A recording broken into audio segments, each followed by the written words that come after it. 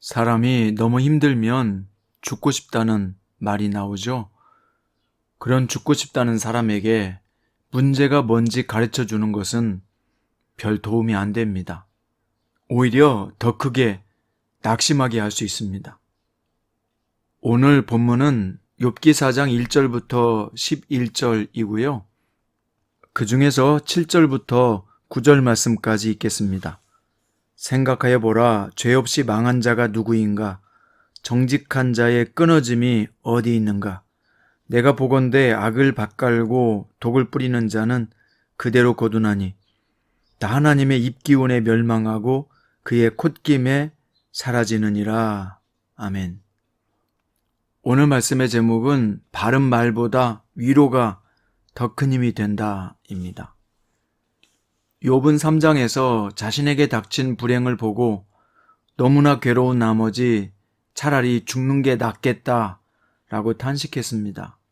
그 욥의 말을 듣고 세 친구가 욥과 함께 3번에 걸친 논쟁을 하게 되는데요. 오늘 본문은 그 첫 번째 논쟁의 시작입니다. 가장 연장자인 대만 사람 엘리바스의 말이 오늘 본문을 시작하고 있습니다. 엘리바스의 말은 2가지예요. 첫 번째, 그는 현재 욥의 문제점이 뭔지를 정확하게 알려줬다는 것입니다. 두 번째, 그는 인과응보의 관점에서 욥의 고난을 해석했다는 것이죠. 먼저 엘리바스가 말한 욥의 문제점이 무엇인지 살펴보겠습니다. 엘리바스는 욥이 자신의 말을 듣기 싫어해도 말해야 되겠다고 하면서 입을 열었는데요. 과거에 욥이 힘들고 지친 사람들을 보면 도움을 주었던 일을 꺼냈습니다. 지금 욥이 오죽했으면 차라리 사는 것보다 죽는 것이 낫겠다라고 말했겠습니까? 그런데 엘리바스는 공감 능력이 떨어지는 말을 합니다. 욥을 책망하듯이 다른 사람의 슬픔에 대해서는 그렇게 훈계하더니 막상 자신의 슬픔과 아픔을 당하자 어이없이 무너져 있다는 말로 욥의 문제점을 지적했습니다. 엘리바스의 말을 좀 쉽게 풀어보면 이렇습니다. 왜 그래? 사내답지 못하게. 과거에 당신이 얼마나 많은 사람의 손을 잡아주고 힘을 주는 말을 했었냐고. 그런데 지금은 이게 뭐야? 당신이 이 반응하는 꼴을 좀 보라고. 과거에 용기 있고 멋있었던 믿음의 모습은 온데간데 없어졌어. 엘리바스는 욥의 가장 멋진 모습은 하나님을 경외하는 것이고 하나님을 따라가는 삶이었다고 말했습니다. 엘리바스는 사실을 그대로 말한 거예요. 욥은 옛날에 많은 사람들을 격려하고 믿음으로 세워졌던 사람입니다. 그렇지만 문제가 뭐죠? 이 엘리바스의 말이 경우에 합당하지가 않아요. 잠언서 25장에 보면 경우에 합당한 말은 은쟁반에 놓여진 금사과라고 했습니다. 은쟁반에 금사과를 세팅한 것은 아름다운 조화지요. 엘리바스의 말은 틀린 말은 아닙니다. 말은 옳은데 고난을 당한 사람의 마음에는 합당하지 않다는 것입니다. 그는 공감 능력이 없어요. 그래서 그의 말의 포커스는 죽고 싶은 사람의 심정이 문제가 아니라 문제가 무엇인가를 짚어주는 것이 포커스였습니다. 그렇게 되면 무슨 문제가 생길까요? 아무리 바른 말이라도 그 말은 비수가 되고 죽이는 무기가 됩니다. 큐티 가족 여러분, 바른 말만 하려고 하지 마세요. 문제가 무엇인지 정확하게 알려주는 것을 자신의 장점으로 알고 있는 사람은 주변에 사람이 없습니다. 자신의 문제점은 자기가 잘 알아요. 물론 모르는 경우도 있어요. 그런데 그 문제를 정확하게 짚어주고 변화를 유도하려면 가장 중요한 조건이 있습니다. 바로 그 사람의 심정을 만져주는 대화가 필요합니다. 지금 죽고 싶다는 욥에게 과거의 선행이나 믿음이 있었던 모습 이야기를 꺼낸들 그의 마음에는 와 닿지가 않아요. 차라리 내가 지금 얼마나 마음이 아팠으면 그랬겠니? 맞아. 너무 힘들면 죽고 싶다는 생각도 하게 되는 법이지. 나도 그런 때가 있었어. 라고 공감해주는 한마디 말이 더 욥을 살리게 됩니다. 우리는 바른 말을 해주는 것이 훨씬 더 쉬워요. 정신 차리도록 한마디 해줘야 되겠다. 그 한마디 말이 더 정신 못 차리게 할 수 있어요. 속을 뒤집고 소리를 지르게 할 수 있단 말입니다. 바른 말보다 경우에 합당한 말이 훨씬 더 강하게 와닿습니다. 또 엘리바스는 인생 경험이 많은 사람답게 고난의 문제도 명쾌하게 풀어서 욥에게 제시했습니다. 그의 성경 해석은 간단해요. 인과응보예요. 죄 지은 사람이 결국 망하더라. 올바른 삶을 살면 결코 망하지 않더라. 네가 망한 것은 뭔가 지은 죄가 있기 때문이 아니냐. 아니 땐 굴뚝에 연기 나겠느냐. 이런 논리로 말했습니다. 이게 엘리바스가 가진 신앙관이에요. 그의 해석은 성경적인 것 같습니다. 물론 말씀대로 사는 사람이 축복을 받지요.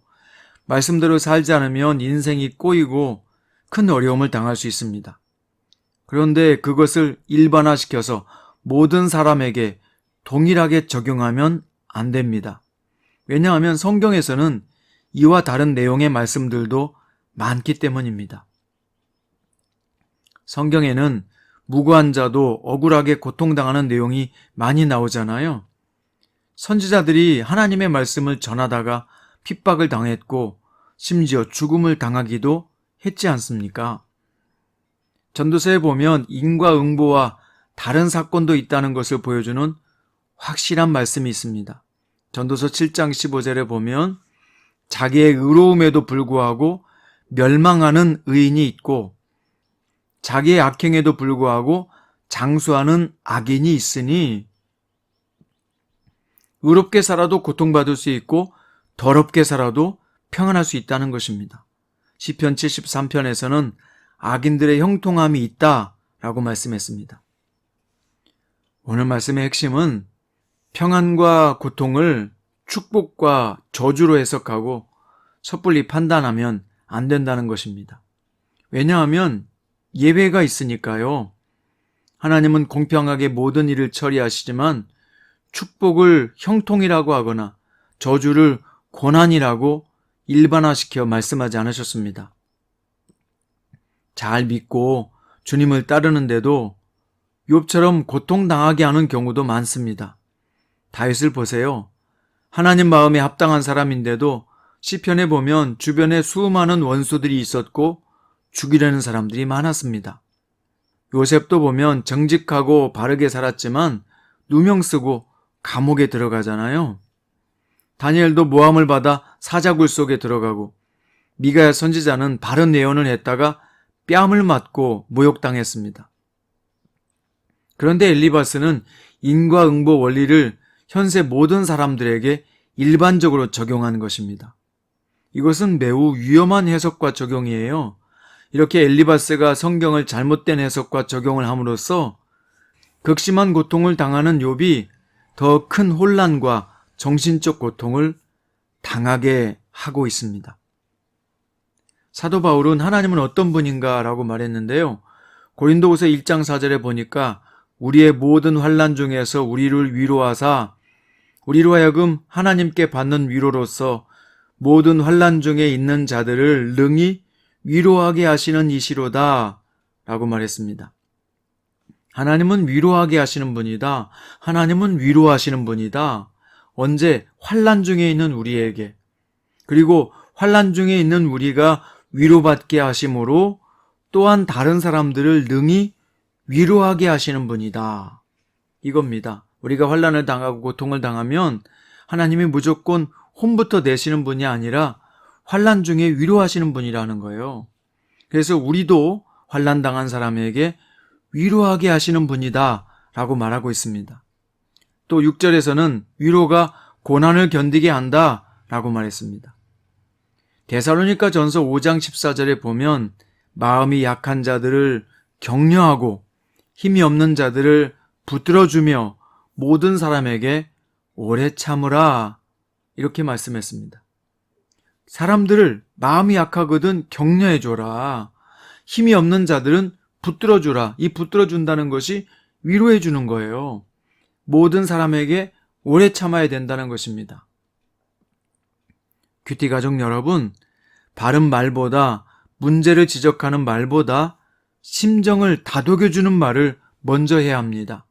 그게 어려워요. 그래도 우리가 노력해 봅시다.